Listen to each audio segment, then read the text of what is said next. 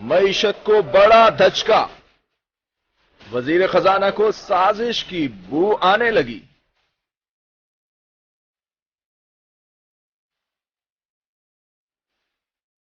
نااہلیت کی لٹکتی تلوار، عمران خان بچ پائیں گے یا ہو جائیں گے شکار؟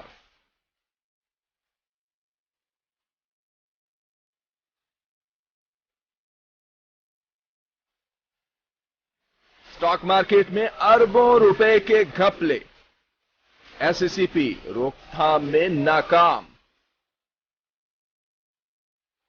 پروگرام خبر کے پیچھے میں ہوں فواد چودھری اور مصطفیٰ نواز اور ڈاکٹر مصدق ملک صاحب اسلام آباد سے ہمارے ساتھ ہیں۔ جیسے کہ آپ کو معلوم ہے کہ تینوں پارٹیاں اس پروگرام میں اپنے نظریات کے ساتھ موجود ہوتی ہیں۔ انتہائی بائسڈ شو ہے اس حوالے سے اگر دیکھا جائے، تمام پارٹیز کا اپنا اپنا نقطہ نظر ہوتا ہے اور آپ کو بھی پتا ہوتا ہے کہ پارٹی کا نقطہ نظر پارٹی کے ترجمان دیں گے۔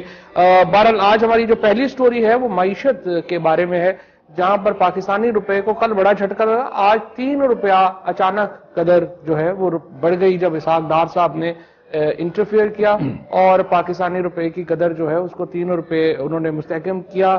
کل جو ہے وہ 4 روپے گری تھی، 4% ان اے ڈے، کافی بڑا جھٹکا تھا پاکستان کی کرنسی کے لیے۔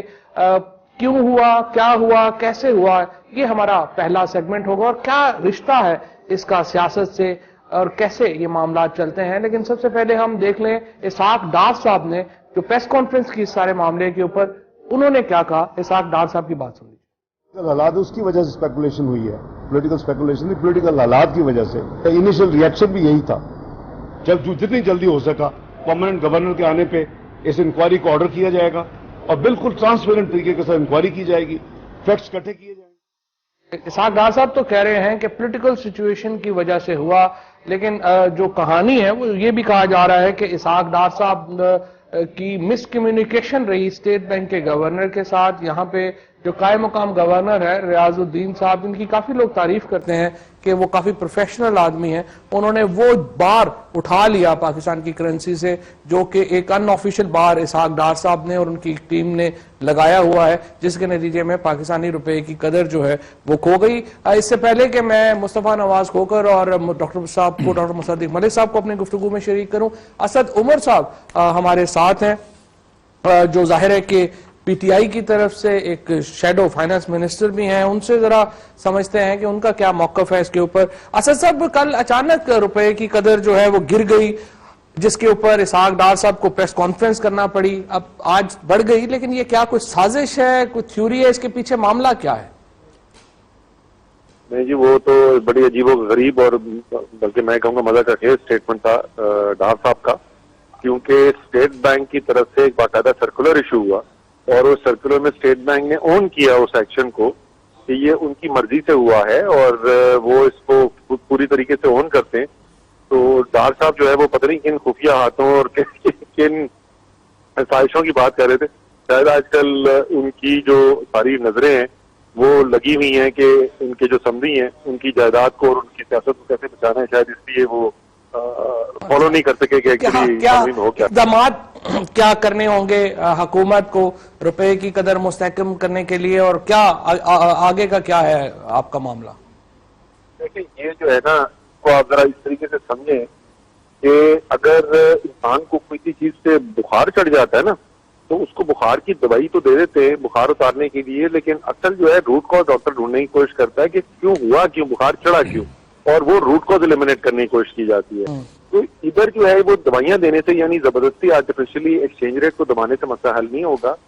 جو بنیادی اسٹرکچرل مسئلہ ہے اس وقت معیشت کا، یعنی ایکسپورٹس گرتی چلی جا رہی ہیں، ہماری امپورٹس ریکارڈ سطح پہ پہنچ گئی ہیں، ہمارا ٹریڈ ڈیفیسٹ جو ہے جو آج تک $20 بلین سے اوپر کبھی نہیں گیا تھا، وہ $30 بلین سے اوپر چلا گیا ہے۔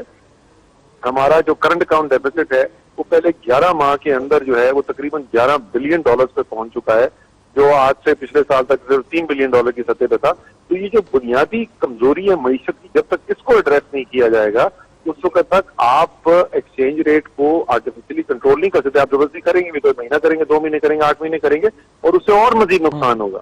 تو ڈار صاحب کو جو ضرورت ہے، جو انہوں نے بالکل ایکسپورٹ کو لٹا دیا ہے، مطلب ایسے حالات ہیں پاکستان کی تاریخ میں کبھی نہیں ہوا، 5 سال 4 سال پہلے جتنی ہوتی ہیں اس سے آج ہماری کم ہو رہی ہیں۔ اس کو ایڈریس کرنا ہے. جو اس کے اوپر ٹیکسوں کا بوجھ ڈال دیا گیا ہے, اس ٹیکسوں کے بوجھ کو ختم کرنا ہے. جو ان کے لیے یوٹیلیٹیز مہنگی کر دی گئی ہیں, گیس بجلی مہنگی کی گئی ہے, اس کو واپس رول بیک کرنا ہے. اور ان کے جو سارے ریفنڈز ہیں جو روکے ہوئے ہیں, یعنی ان کو ایکوٹی سے صاف کر دیا ہے. یہ جو بنیادی اسٹرکچرل مسائل ہیں وہ حل کرنے, اس سے ایکسپورٹ اٹھنی شروع ہوں گی. اس سے آپ کا جو دار و مدار ہے قرضوں کے اوپر کم ہوگا اور روپے کے اوپر دباؤ جو ہے وہ کم ہوگا. جی ڈاکٹر صاحب سنی آپ نے ساری گفتگو اسد عمر صاحب کی, ان کا مقدمہ سنا. اب آپ اس کو یہاں سے آگے اٹھائیں اور بتائیے ہمیں اپنا آپ کا کیا موقف ہو. دیکھیں میں نے کل بھی یہ موقف آپ کے سامنے پیش کیا تھا, کیونکہ صرف ڈالر کی جو قیمت ہے وہ نہیں اوپر نیچے جا رہی. اگر آپ دیکھیں ہماری مارکیٹ کی سچویشن, سٹاک مارکیٹ کی سچویشن, تو وہ بھی بہت زیادہ فلکچویٹ کر رہی ہے اور گر رہی ہے. اور پوری دنیا کی تاریخ کے اندر جب بھی کسی جگہ پہ سیاسی عدم استحکام آتا ہے تو وہ اس کے اندر سب سے پہلے یہ ہوتا ہے کہ مارکیٹ ایریٹیکلی موو کرنا شروع کر دیتی ہے. یعنی 4% اوپر چلا گیا کل قدر, آج 3% دوبارہ سے گر گیا اور 1% کا فرق یا 80.800 بیسس پوائنٹ کا فرق رہ گیا. یہ اس بات کی علامت ہے کہ عدم استحکام جو ہے وہ پاکستان کی اکانومی کو متاثر کر رہا ہے. دوسری جو انہوں نے سٹرکچرل باتیں کی ہیں ان میں سے کچھ باتیں صحیح ہیں, لیکن میں ایک تصحیح کرنا چاہتا ہوں. دیکھیں اگر کوئی مس کمیونیکیشن ہوئی ہے تو مس کمیونیکیشن اسٹیٹ بینک اور بینکس کے درمیان میں ہوئی ہے. اس کی وجہ کیا ہے؟ وجہ یہ ہے, اور یہ جو میں آپ کو بات بتا رہا ہوں یہ ایک انفارمل طریقہ کار ہے جو آپ کسی بھی پرانے اسٹیٹ بینک کے بندے کو اگر بلائیں گے تو وہ آپ کو بتائے گا کہ انفارملی یہ چلتا کیسے ہے.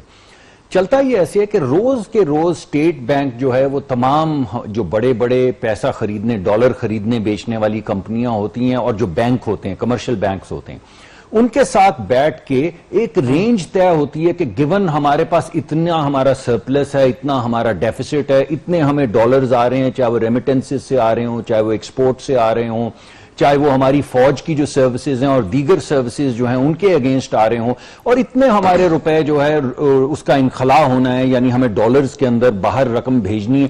تو ایک زون طے ہوتا ہے کہ اس زون کے اندر جو ہے ڈالر سرکولیٹ ہونا چاہیے. دس از اے فیئر رینج. اس فیئر رینج کے اندر جو ہے پھر مارکیٹ فورسز جو ہیں وہ اس کے اندر کھیل کھیلتی ہیں اور قیمت جو ہے وہ اوپر نیچے جاتی ہے. انڈیپینڈنٹ اینالسٹ ہیں ان کا تو ماننا ہے کہ یہ سیف زون جس کی بات آپ کر رہے ہیں وہ زبردستی آپ نے اور حکومت نے اتنی رکھی ہوئی ہے, ادروائز جو ڈالر کی پیرٹی ہے وہ تو کافی زیادہ خراب ہے. 120-25 پہ کہہ رہے ہیں کہ اصل تو ڈالر کی قیمت ہے. آپ ان لوگوں کو کیا جواب دیں گے؟ حکومت کے ناقد ہیں. دو چیزیں ہیں. ایک بات تو یہ ہے کہ یہ جو آپ ڈیفیسٹس کی بات کریں کہ ہماری ایکسپورٹ اتنی ہے, امپورٹ اتنی ہے, واقعی ہمیں انفارم کرتی ہے کہ ہمارے روپے کی قیمت کیا ہونی چاہیے. لیکن دوسری چیز جو ہے نا وہ ہے ایسٹ فارمیشن. اس وقت پاکستان ایسٹ فارمیشن سٹیج میں سے گزر رہا ہے. میں آپ کو دو اس کے بتاؤں گا, ایگزامپلز دیتا ہوں. مثلا میں آپ کو اچھا نہیں لگے گا لیکن یہ موٹر وے جو بنی تھی اس کی بات بتاتا ہوں. یہ موٹر وے بنی تھی 500-600 ارب روپے میں, یہ جتنے میں بھی بنی تھی, میں خدا شاہد ہے مجھے یاد نہیں, لیکن 21 ارب روپے میں بہرحال جتنے بھی. اب وہ 21 ارب روپے کے اندر جو موٹر وے 16 ارب اوریجنل پی سی تھی, پھر 8 ارب روپیہ بڑھایا گیا اور وہی تو پھر حدیبیہ. مگر وہ جو چلیں وہ تو آپ اور طرف لے جا رہے ہیں. یہ ایسٹ بننے کی وجہ سے اگر آج آپ اس کی ویلیویشن کروائیں یہ موٹر وے کی تو یہ تقریباً 300 ارب کے قریب اس کی ویلیویشن ہو چکی ہوئی ہے. جب آپ پیسہ لیتے ہیں باہر سے اس وجہ سے کہ آپ کے ملک میں ایسٹ فارمیشن ہو, یعنی پورٹس بنے, انفراسٹرکچر بنے, نئی انڈسٹری لگے, تو یہ ایک اچھی انویسٹمنٹ. اب آپ ذرا مصطفیٰ صاحب کو بھی شامل کر لیں. جی ہاں, لیکن اگر آپ اس کو لے کے صرف کنزمپشن کے اندر استعمال کر لیں, یعنی بورو کریں پیسہ اور اس کو کنزمپشن کے اندر ڈال دیں, ایسٹ فارمیشن یا پروڈکٹیو ایسٹ فارمیشن میں نہ ڈالیں, تو پھر آپ کو اس کا نقصان ہوتا ہے. یہ جو آپ ڈاکٹر صاحب جو گفتگو کی اسد عمر صاحب نے بھی, انہوں نے بھی جو لفظ استعمال کیا روٹ کازز, جو ہماری اکانومی کے جو روٹ کازز ہیں ان کو تو گورنمنٹ ٹھیک طریقے سے ایڈریس کر نہیں پا رہی. دیکھیے ٹیکسٹائل کا سیکٹر جو ہے, جو پاکستان کا سب سے بڑا امپلائر ہے, وہ اس وقت بحران کا شکار ہے. لاکھوں لوگ بے روزگار ہو چکے ہیں اور 250 ارب روپے ایف بی آر نے ری فنڈز میں دینے ہیں ایکسپورٹرز کو, جو ایف بی آر کے پاس اس وقت پیسے موجود نہیں ہیں. اور ٹیکسٹائل والے پچھلے دنوں ہڑتال میں بھی اسی وجہ سے چلے گئے. پھر آپ کی ایکسپورٹس جنرلی جو ڈکلائن کر رہی ہے, 2013 میں 25 ارب پہ تھی, اب 18 ارب پہ آ گئی, اور اس کے پیچھے 5 آپ کے بڑے ایکسپورٹ سیکٹرز کھڑے. اور وہ جب ایکسپورٹس آپ کی گر رہی ہیں تو اس کا مطلب ہے کہ وہ پانچوں ایکسپورٹس سیکٹرز جو ہیں وہ بھی مار کھا رہے ہیں. اور پھر اس کے بعد آپ کسانوں کی طرف آ جائیے. کسان جو ہیں ان کے ساتھ جو ہوا, جو بجٹ کے اوپر ان کے تحفظات تھے, جو انہوں نے جو اسلام آباد میں ان کے ساتھ گولیاں برسائی گئیں, جو ان پہ آنسو گیس برسائی گئی, کہ وہ بھی یہی سمجھتے ہیں, وہ طبقہ بھی یہ سمجھتا ہے کہ ان کے جائز مطالبات بھی حکومت پورے نہیں کر پا رہی. ایک طرف تو حکومت نے 2 ٹریلین روپیز اٹھا کر پی ایس ڈی پی میں ڈال دی ہیں, اور دوسری طرف مصطفیٰ آپ یہ کہہ رہے ہیں کہ معیشت کمزور ہے, اس کی وجہ سے کرنسی کمزور ہے, ورنہ کرنسی اٹسیلف اس کو آپ ادھر نہیں لے کے جا سکتے. دوسری جو ایک چیز جو ہے وہ یہی بات کر رہے ہیں. اور دوسری جو چیز جس کی طرف میں ڈاکٹر صاحب سے تھوڑی وضاحت چاہوں گا کہ ابھی سننے میں یہ آ رہا ہے کہ جو اسٹیٹ بینک کے گورنر ہیں وہ گورنمنٹ اپوائنٹ کرنے جا رہی ہے, اور اس کے لیے جو نام سامنے آیا ہے, جو نام سرکولیٹ کر رہا ہے, وہ طارق باجوہ صاحب کا نام سرکولیٹ کر رہا ہے, جو سابق سیکرٹری فائنانس ہے. تو ہمیشہ سے یہ ایک پریسیڈنٹ رہا ہے, اور انٹرنیشنل بین الاقوامی جتنے فائنینشیل ادارے ہیں وہ ہمیشہ ان کی خواہش یہ ہوتی ہے کہ گورنمنٹ کا اسٹیٹ بینک کے اندر جو رول ہے وہ کم سے کم ہو. ان کو تو اسٹیٹ بینک کی جو بورڈ آف گورنرز ہے اس کے اندر گورنمنٹ کا ریپرزینٹیٹو ہونے پہ بھی اعتراض ہے کہ وہ بھی نہیں ہونا چاہیے, کہ انڈیپینڈنٹ اور ایک نیوٹرل ادارہ ہونا چاہیے ان اٹس آل سینس. تو اس میں جب آپ یہ ایک طارق باجوہ صاحب, جن کا طارق باجوہ صاحب کا کون نہیں جانتا کہ وہ کتنے قریبی ہیں میاں شہباز شریف صاحب کے بھی اور میاں نواز شریف صاحب کے بھی.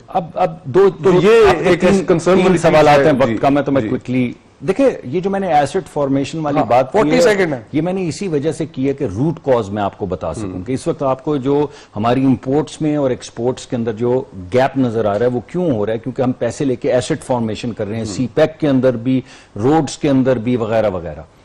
اسی طرح دوسری جو آپ نے بات کی اس میں آپ کو یہ کہوں گا کہ پچھلی سال آپ کو یاد ہوگا ہماری ایگریکلچر کی اکانومی 0% گروتھ پہ آ گئی تھی, پھر ہم اس کو 3-4% پہ لائے ہیں ایک پیکج دے کے, اور اس سال اس کو اور بڑھائیں گے جس کو آپ 1 ارب روپیہ کہہ رہے ہیں. وہ 1 ارب روپیہ پروڈکٹیو ایسٹس اور پروڈکٹیو ایگریکلچرل سیکٹر کے اندر جائے گا. اسی طرح جو ہماری ٹیکسٹائل کا سیکٹر ہے اس کے لیے 2 چیزیں ہیں, ایک تو ریفنڈز اس کو اب دیے جا رہے ہیں, باقاعدگی کے ساتھ دیے جا رہے ہیں, اور دوسرا یہ ہے کہ ایکسپورٹ کا جو پیکج بنایا گیا ہے اس سے یا جس طرح اسد عمر اور مصطفیٰ کہہ رہے ہیں کمزور ہے. دیکھیں معیشت ہماری بہت بہتر ہو گئی ہے, ہم 5% سے تجاوز کر گئے ہیں, ہماری ایکسپورٹس بہتر ہونی ہے. آخری بات میں یہ کروں گا کہ آپ طارق باجوہ صاحب, میں نے نہیں سنا, میں نے کوئی کاغذ نہیں دیکھا جن میں ان کی نامینیشن ہو, لیکن ایک بہترین افسر ہیں. یعنی آپ مسکرا رہے ہیں لیکن آپ کسی بھی جس کو آپ ٹرسٹ کرتے ہیں, مقصد یہ نا ایک ریٹائرڈ افسر ہیں, نہیں دیکھیں بہترین طریقہ یہ ہے اس کے لیے کہ آپ کوئی ریٹائرڈ جن لوگوں کو آپ ٹرسٹ کرتے ہیں آپ ان سے ذرا طارق باجوہ صاحب کی ریپوٹیشن پوچھ لیں.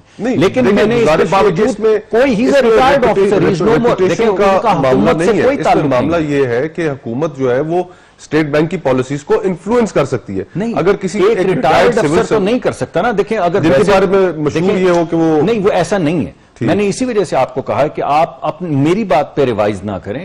جن لوگوں کو آپ ٹرسٹ کرتے ہیں, افسران کو جو ان کے ساتھ کام کرتے رہے ہیں تمام زندگی, ذرا ان سے مشورہ کر لیں کہ طارق باجوہ کے کیا اوپینین ہے. لیکن میں یہ واضح کر دوں کہ ان کا نام میں نے نہیں دیکھا ہے کسی بھی نامینیشن پیپر پہ.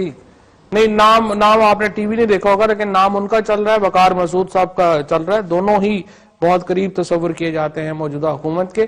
اور جو اس وقت جس طرح سے ابھی آپ کے سامنے کہانیاں دونوں رکھتی ہیں, کہا جا رہا ہے کہ یہ ایک جان بوجھ کے یہ معاملہ ہوا, جو ڈس کمیونیکیشن کا نتیجہ ہوا, یا جس طرح ڈاکٹر صاحب بتا رہے ہیں کہ نہیں یہ ایک حکومتی پالیسی تھی اور اس کا کوئی تعلق نہیں ہے ان سارے معاملات کے سامنے. بہرحال آج 3 روپیہ قدر میں بہتری آئی ہے روپے کے. یہ کس طرح ہے, کتنی دیر تک رہ سکتی ہے, یہ اب ایک سوال ہے جس کا جواب ہمیں آئندہ آنے والے دنوں میں ہی مل سکے گا. یہاں پر سیگمنٹ کا وقت ختم ہوا, سیگمنٹ کے بعد واپس آتے ہیں تو بڑھتے ہیں پی ایم ایل این کی حسرت کی طرف کہ عمران خان ڈسکوالیفائی ہوں گے, اور پھر ڈاکٹر مصدق ملک صاحب سے آج یہ بھی پوچھیں گے کہ وہ کہہ رہے ہیں وزیر اعظم ہاؤس کے فون ٹیپ ہو رہے ہیں, کون کر رہا ہے. بریک لیجئے, بریک کے بعد.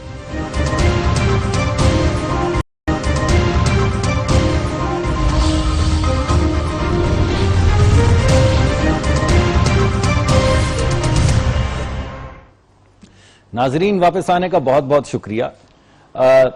یہ ایک بڑا انٹرسٹنگ ہمارا سیگمنٹ ہے جس کے اندر عمران خان صاحب کے اوپر جو مقدمات چل رہے ہیں، جن میں سے ایک مقدمے کے اندر 10 کو جس دن جے آئی ٹی اپنی رپورٹ جمع کروائے گی پرائم منسٹر والے کیس میں، اسی دن ایک کیس کا فیصلہ عمران خان صاحب کے بارے میں کنٹیمپٹ اپلیکیشن کے بارے میں۔ اب سوال یہ پیدا ہوتا ہے کہ یہ کیا کیس ہے؟ تو بات شروع کرنے سے پہلے میں آپ کو صرف ایک بیک گراؤنڈ دینا چاہتا ہوں۔ 2-3 چیزیں ہیں عمران خان صاحب کے اوپر جو ان سے پوچھی جا رہی ہیں۔ پہلی بات یہ کہ انہوں نے ایک کمپنی بنائی، آف شور کمپنی، جو کہ ایک لیجٹمیٹ آف شور کمپنی تھی، کیونکہ باقی صرف اللیجٹمیٹ ہیں، نیازی سروسز کے نام سے۔ تو جس وقت پاکستان کے سن 2000 کے اندر ایک ایمنسٹی اسکیم آئی جس میں کہا گیا کہ وہ لوگ جن کے پاس چھپے ہوئے اثاثے ہیں وہ اپنے چھپے ہوئے اثاثے ظاہر کر دیں، ان کو کچھ نہیں کہا جائے گا، ان سے کوئی پوچھ گچھ نہیں کی جائے گی، تو عمران خان صاحب نے چھپے ہوئے اثاثوں کے اندر اس ایمنسٹی کا فائدہ لیتے ہوئے یہ اپنے ایسٹس جو ہیں وہ ڈکلیئر کر دیے۔ اب اس اثنا میں انہوں نے کچھ الیکشن بھی لڑے۔ ان الیکشنز میں جب ان کی لیڈی جمائمہ خان صاحبہ کے ساتھ ابھی شادی چل رہی تھی تو انہوں نے کہا، آپ نے سنا، میں اس تفصیل میں نہیں جاؤں گا، کہ مجھے پیسے جمائمہ نے دیے، میں نے واپس کر دیے، نہیں وہ کسی اور بینکر کے ذریعے آئے وغیرہ وغیرہ۔ تو سوال یہ پیدا ہوا، ایک تو یہ کہ ان پیسوں کی منی ٹریل دیں، جو ہمیں پتہ چلا ہے کہ انہوں نے سپریم کورٹ میں جمع کروا دی ہے اور اس پہ اب بات چیت ہوگی، مگر دوسری بات یہ ہوئی کہ انہوں نے یہ اثاثہ جات اپنے الیکشنز کے جو نامینیشن پیپرز تھے اس میں ڈکلیئر کیوں نہیں کیے، اپنے یا اپنی زوجہ کے؟ اور ویسے بھی ان کی زوجہ بڑی صاحب حیثیت خاتون ہے، تو ان کے بھی باقی تمام ایسٹس، ان کے بھی تمام چیزیں ڈکلیئر ہونی چاہیے تھی، مگر کاغذات کے اندر ایسا نہیں ہے۔ یہ مختلف مقدمات جو ہیں ہماری طرح کے لوگ اٹھا کے روز جو ہیں وہ چلے جاتے تھے الیکشن، وہ کیا اس کو بولتے ہیں، کمیشن میں، اور وہاں پٹیشن دائر کر دیتے تھے۔ تو وہاں پہ کچھ ایسا جواب دیا عمران خان صاحب کے وکیل نے کہ ان کے اوپر کنٹیمپٹ لگ گئی۔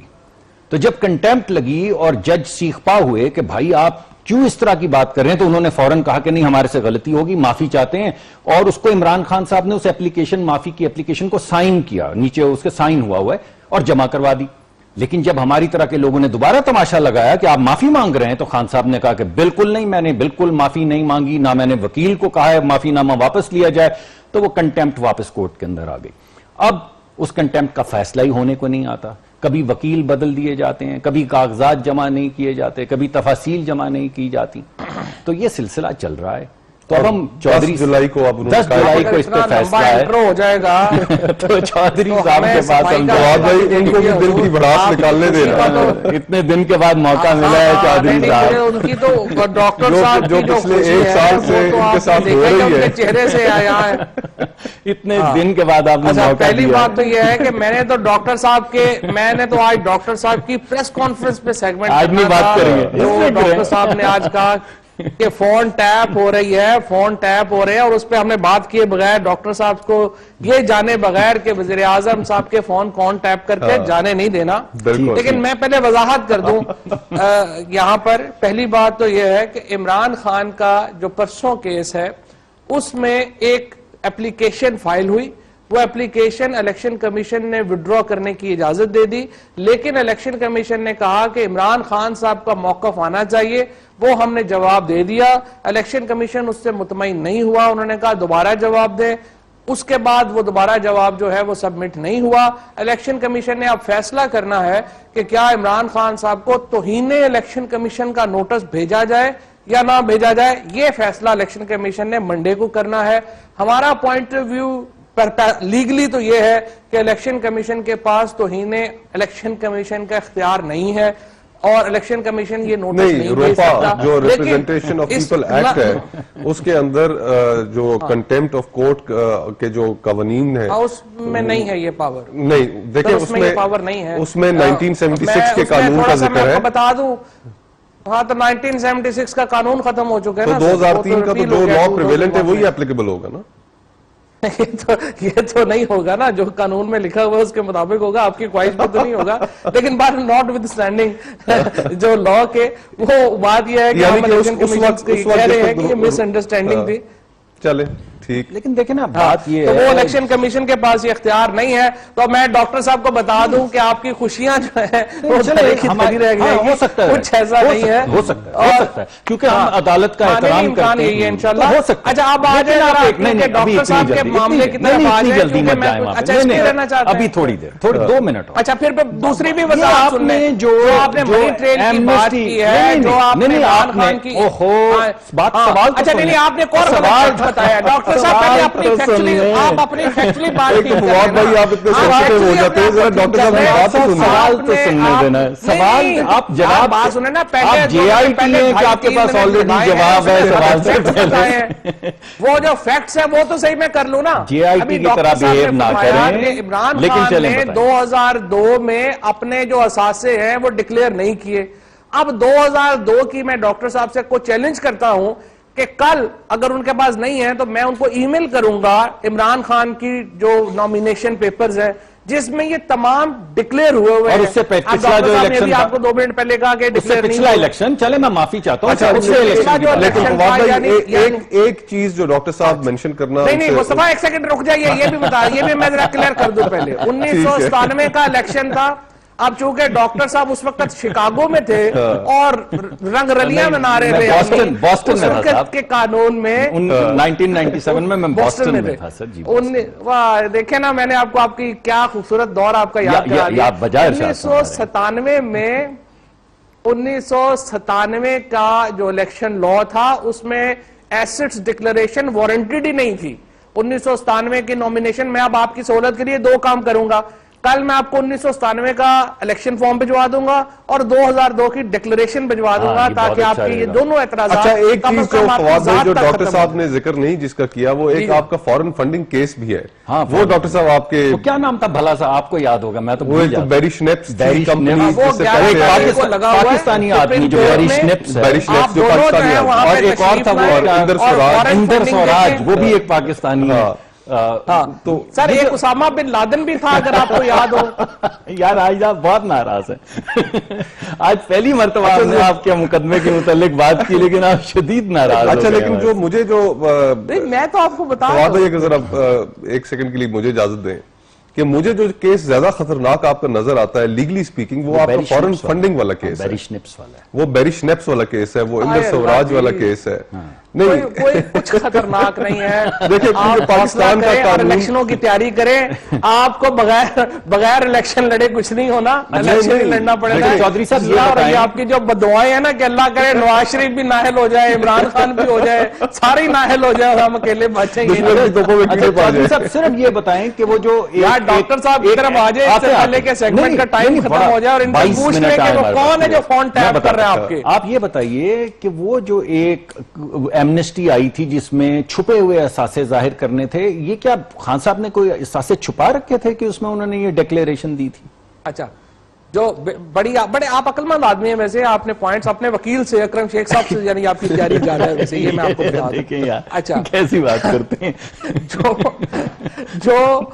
جو اثاثے تھے وہ ویلتھ ٹیکس میں عمران خان صاحب 1997-98 تک پاکستان کے شہری نہیں تھے. جب وہ پاکستان کے شہری بنے اس کے بعد انہوں نے اپنے اثاثے ڈکلیئر کرنے تھے اور انہوں نے اپنے اثاثے جو ہیں وہ ڈکلیئر کر دیے اکارڈنگلی.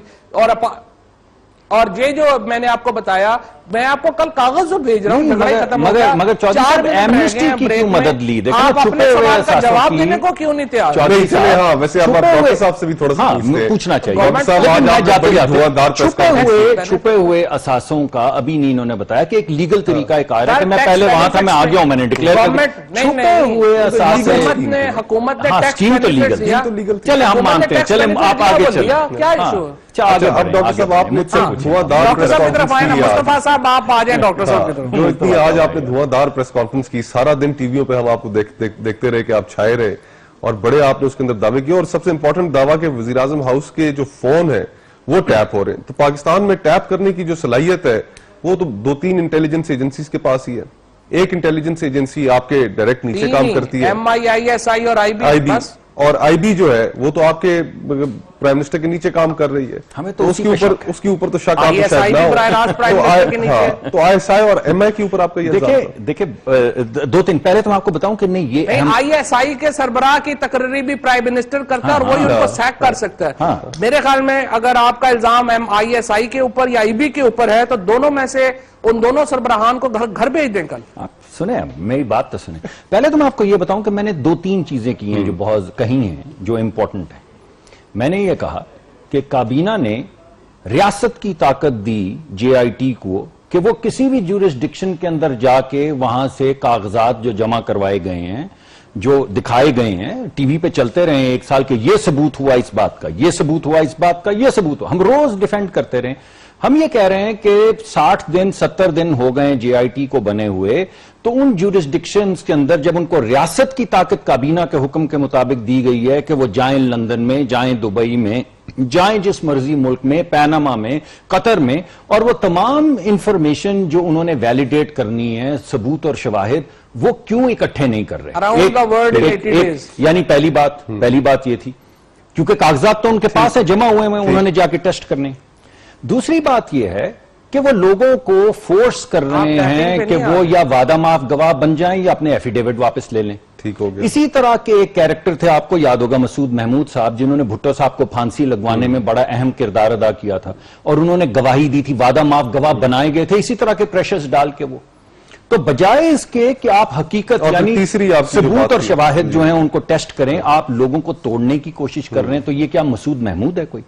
تیسری بات یہ ہے کہ اگر انہوں نے یہ سب نہیں کیا اور 3 خط قطر سے آ چکے ہیں کہ آپ آ کے ہم وی اسٹینڈ بائی ایوری تھنگ آپ آئیے اور ہمارے سے سوال جواب کریں اور یہ نہیں کر رہے تو اس کے 2 صرف مطلب ہو سکتے ہیں. ایک یہ نہیں اب تیسرے میں تیسری بات ایک بات یہ کہ آلریڈی ان کے پاس کوئی خاکہ ہے کوئی جواب ہے جس کی وجہ سے ان کو اب مزید انفارمیشن جہاں تک آپ کے اس آرگیومنٹ کا تعلق ہے ڈاکٹر صاحب تو آخری بات کرنا ہے سپریم کورٹ کو وقت ختم ہو جائے گا. آخری بات سیٹسفائی آپ کو نہیں کرنا مجھے نہیں کرنا. تیسری بات ہمیں شک یہ ہے کہ یا تو اگر یہ انفارمیشن اکٹھی نہیں کر رہے اور یہ بار بار حدیبیہ کے اندر جا کے گواہوں کو توڑنے کی کوشش کر رہے ہیں تو ان کے ذہن میں آلریڈی کوئی خاکہ ہے. اور دوسری بات یہ ہے کہ اگر خاکہ نہیں ہے تو کیا اب یہ ایکسٹینشن مانگیں گے ان تمام کاغذات کو لے کر جا کے ٹیسٹ کرنے کی؟ ٹھیک ہے چلے دیکھ لیں گے. یہ موٹی باتیں آج جو کی گئی ہیں پرائم منسٹر کو انہوں نے جے آئی ٹی نے جا کے وہاں پر کہا ہے کہ جو وزیر اعظم کے فرسٹ کزن ہیں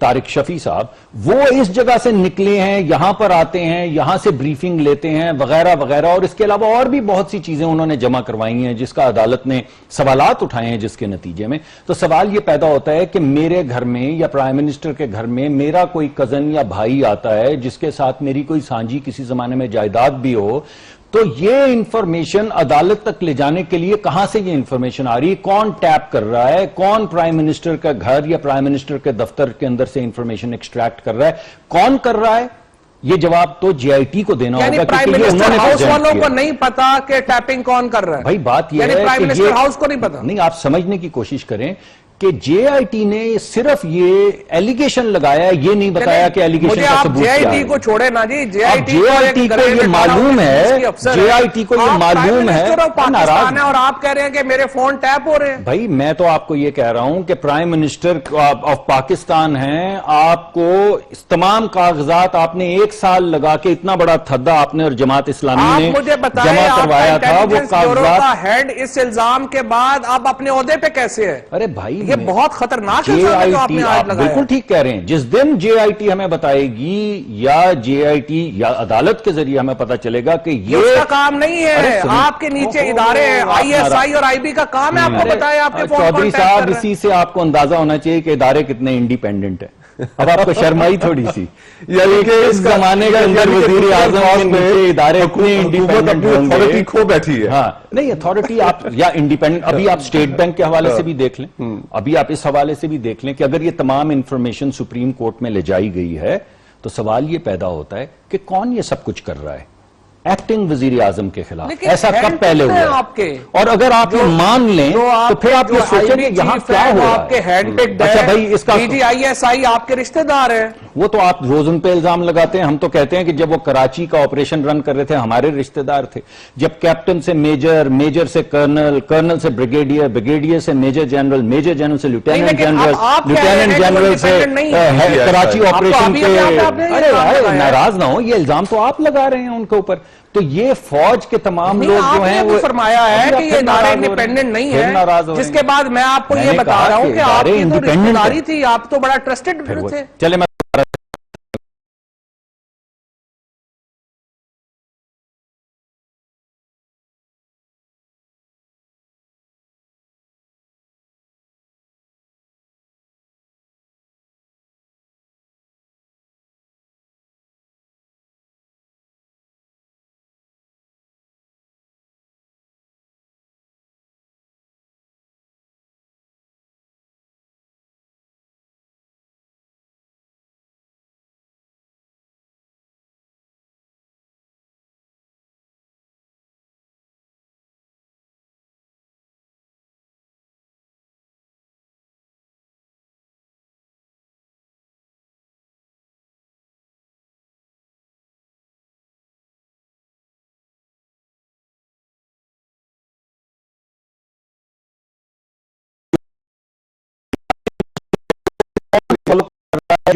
اتنے بجے یہ بندہ آتا ہے، اتنے بجے یہ بندہ آتا ہے. یہ پرائم منسٹر کے دفتر کی کوئی انٹیگریٹی ہونی چاہیے. کیا فائدہ بھائی جے آئی ٹی کر رہی ہوگی. آپ کو نہیں بتا سکتے کہ آپ کے فون ٹیپ کون کر رہا ہے. اچھا تو آپ کیا کہہ رہے ہیں کہ یہاں پہ کوئی سازش ہو رہی ہے ہمارے خلاف، یہ کہہ رہے ہیں؟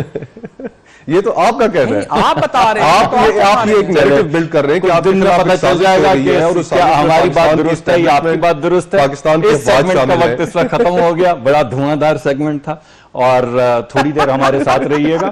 ابھی واپس آتے ہیں اور پھر آخری سیگمنٹ پہ بات کریں گے. بہت شکریہ.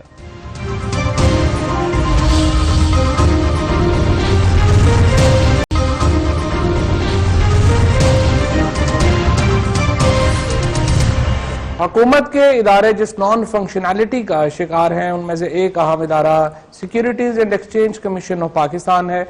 پیناما کے حوالے سے تو ان کا جو رویہ اور جو باتیں آ رہی ہیں وہ تو آپ کے سامنے ہی ہیں، لیکن لاہور میں جس طریقے سے پچھلے ایک سال میں یوں لگ رہا ہے کہ ایک جو یہاں پہ بروکرز ہیں اور جو پاکستان میں انویسٹمنٹ کرتے ہیں سٹاک ایکسچینج میں، ان کے لیے خطرے کی گھنٹیاں ہیں، کیونکہ بہت سارے بروکر جس طریقے سے فراڈ کر کے بھاگے ہیں. صرف ایک سال میں صرف لاہور میں 7 ارب روپیہ لوگوں کا ڈوب گیا ہے. اور M R securities, high link securities, S securities, Wamiq and Waheed securities, یہ 5-6 یہ صرف جو کمپنیاں ہیں ان کے، یہ ان بے شمار کمپنیوں میں سے چند ایک ہم نے چنی ہے جو کہ ایک سال میں 7 ارب روپے کا فراڈ کر کے لوگوں سے غائب ہو گئے ہیں.